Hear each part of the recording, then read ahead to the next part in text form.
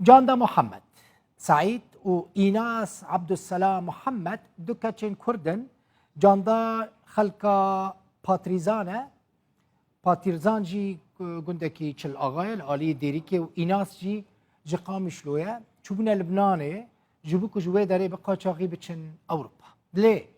کشتی اکو او تیدا بون بن آف دبه دکوه بن آفه دوه کشتی دا 6 کوچبر هبون گلک جوان حتی نها وندانه خودین وان هر دو کچین کرد دترسن که کچین وان خنقی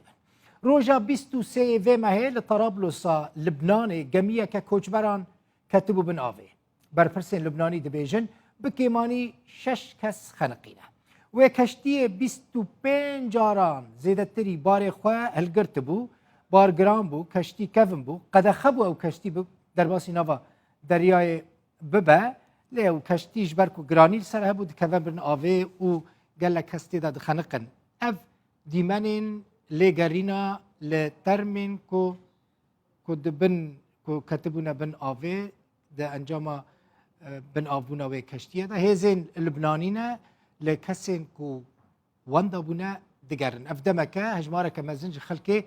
جه لبنانه دخازن برین قاچاق بچن ولاتین اوروپا 23 و مهجی بویرک بی آواهی چی ببو قد خبو او کشتی کد سال 1974 ده هاتو بود چه کرن قد خبو در باسینا و دریای ببه لی قاچاقجیان کوچبر لیکربون 6 کوچبر لیکربون کو گلکی گرام بوش بر کو 4 متران پان و 10 متران جی او کشتی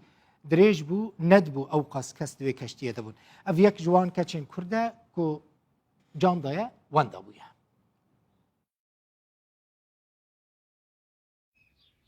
از برای جان محمد سعید یوسف خو كامل دركتا شامي